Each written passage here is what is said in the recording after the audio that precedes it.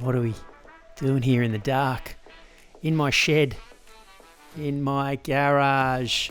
It's all about the tools, baby. This is one of the tools I've been using for a very, very long time to kind of try to calibrate and dial in that screen back there. But I gotta tell you, now that I've got the right tool, all right, maybe this isn't the right tool. I certainly have the right tool over here. This is an EIZO screen. It has now become my new best friend, and we're in the dark because, well, you need the right kind of low lighting in order to get the best out of using these monitors. But I'm here to show you how to get the most out of the new color management inside of Premiere Pro 25.5. Okay, first things first, I want to just highlight here that there's 3 different screens and they all look, well, pretty similar, kind of, don't they? Maybe. So this is set up, it's calibrated, it has its own little flippy dippy thing out there. I'll just show you how this can do its own self-calibration. So you can see here, it's still giving me the feed so I can continue to work, but that white section here, that's doing the calibration of all of the RGB panel and just making sure that it's all gonna do the right thing. So I can just turn that off because I've just done it recently. Pretty cool how that thing pops out. I quite like it. Okay, now the TV, this is pretty full on. Getting in and having to do all of this kind of malarkey to make sure that the settings are right. And then I go into the expert settings. You know, you kind of need to get in and fiddle around. All right, it's already a headache. And I tell you what, this is not the fastest way to get about doing this. So the thing that you need to make sure that is set up is this little panel back here. There's actually a few different shades of gray into here, and there's 2 lines that are meant to go away, and then just see just a little bit of the line that's there. This is quite bright. This one I can just see, this one I can just see. So they're kind of in range. This looks white to me. This definitely looks white, although it's pretty bright. That looks white to me too. We're going to see what happens when we jump to gray. So this is a gray, and what's happening here is they're actually a little bit different. So I'm going to use this shot to color sample that, and you'll see how different they actually are. Okay, so we're back in my office now, and I'm going to show you how to go through the ways to see how the shift in the grey is between the 2 screens. Okay, so this is now a cutout section of just this screen, and we'll just sample that, and you can see here there's no difference. Right here, I've got no shift in the colour, and that looks really good too. Just going to open up the vector scope, and again you can see how clean that all is. That dot right in there. This is very white, really good. Now when we go over this screen, that's a different story. Now just look at the spread on that. This is definitely leaning towards being blue and cyan. So when I use the white balance to get that white balance there, you can see that there's a slight tinge of green, and this has also got a lot of compensation for the blue by going into the oranges. And when we look at this, to me that still doesn't look particularly clean saturation wise, but you can see now the amount of angles at the edges of this TV are really inconsistent to the center of the TV. So the next thing we're going to do here is look at some footage of myself.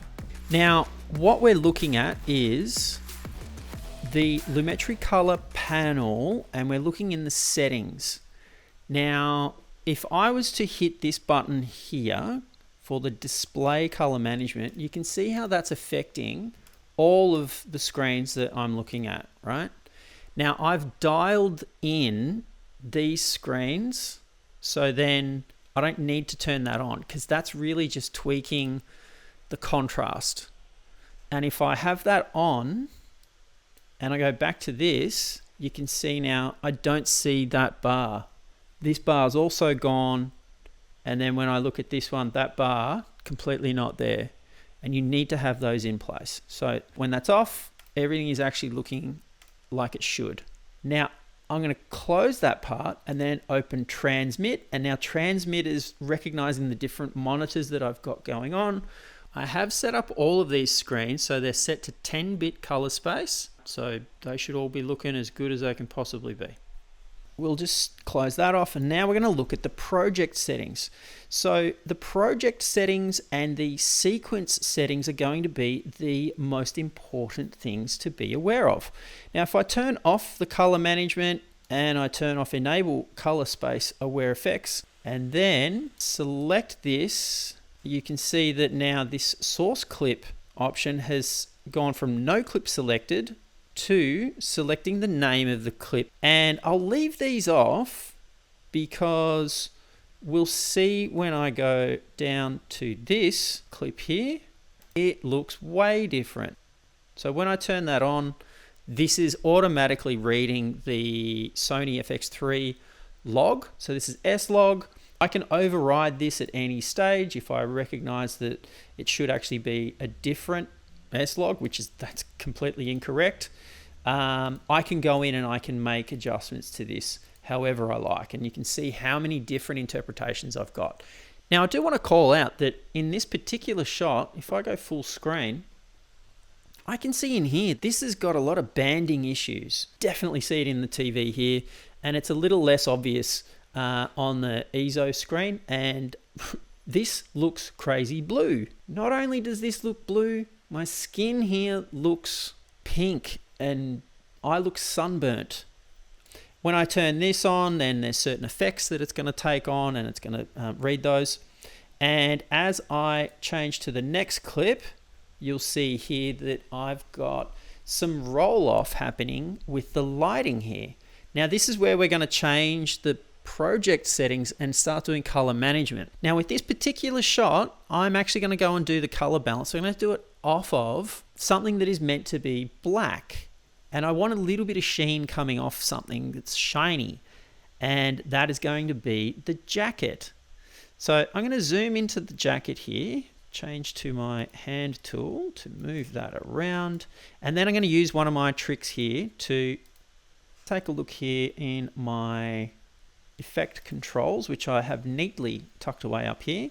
And if I turn on my opacity layer, you can see that I've drawn around the jacket. And if everything is set correctly, then I should be able to see things line up very nicely. So I'm going to change the waveform type. I'm going to put that onto RGB, and we should be able to see when I get this dialed in right, this should not be blue. It should be overlapping and becoming white. And you'll see also here that that comes in to be white. And the RGB should overlap kind of where these lines are a bit better than it is. So I'm just going to check this in and set the brightness up to bright. So that just makes it a lot easier for me to see. Okay. Just going to make this a lot bigger here. Now, this is when you go back to the Lumetri color and we get out of the settings and we go to edit. And we start with the white balance. Now, let's take a look-see. Let's put that back to fit. And then back to the effect controls. And I can see that there is a little bit of red up in this section here. Let's make this a bit bigger. Okay, so that little bit of red there. Let's try and tweak that out of the reds.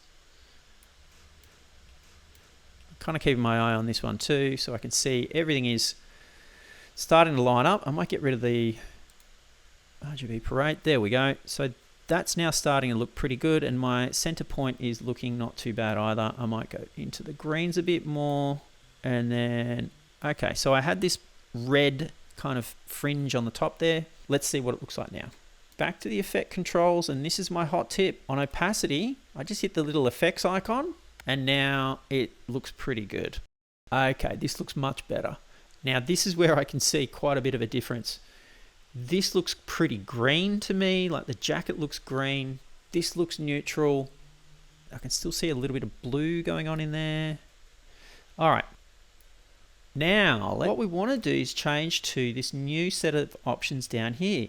Same footage, but we're going to use wide gamut tone and the tone mapping. You can see there's quite a difference there with the standard and then the tone map.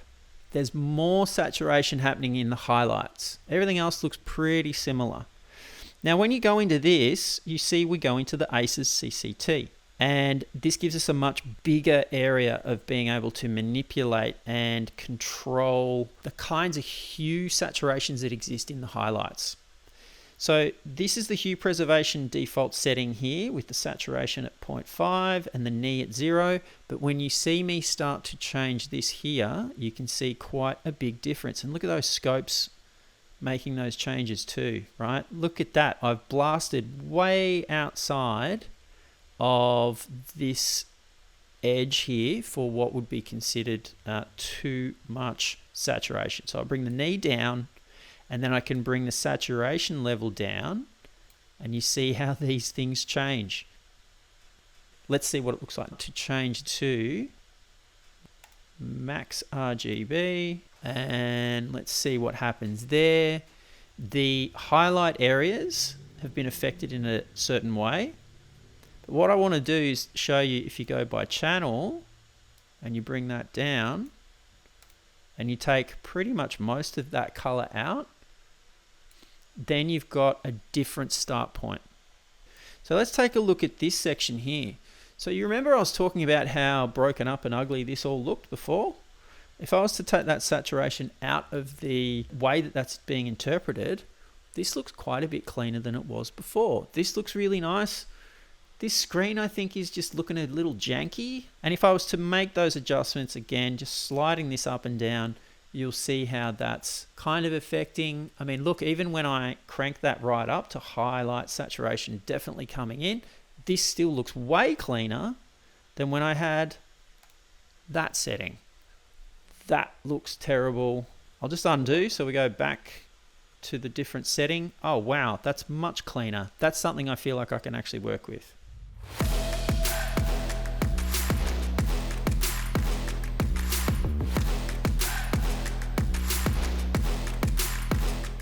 If you remember, this was the white balanced look. And if we go over to here and we turn off the white balance, you can see that there's quite a difference. So we're going to use the same trick we did before. I'm going to rename this and call this, let's see. And then we'll turn it off and on. So that's there. I'm going to add another one. I'm going to rename this one and we're going to call this one Rec709 white balance wide G gamut by channel. Okay, let's just double check here. We got that. Back to the metric color, back into here. Let's get our white balance. Okay, I can still see a little bit of blue going on in there.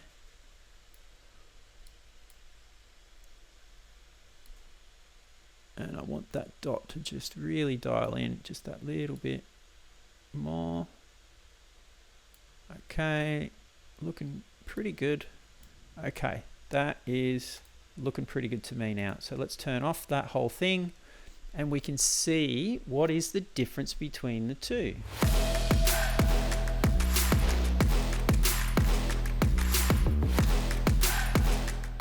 So that's something to really think about when you're changing your working color space before it gets put back into Rec709. You really want to make sure that you check your white balances because they will be different. So you can see how convenient it all is to have all those little controls. It makes a big difference to setting up the way that you're going to work. Even with the same footage that you've always had before, you now have a different range that you can start to play with and really control the texture of those highlights. My name's Jon Barrie. Thanks for joining me. Ciao for now.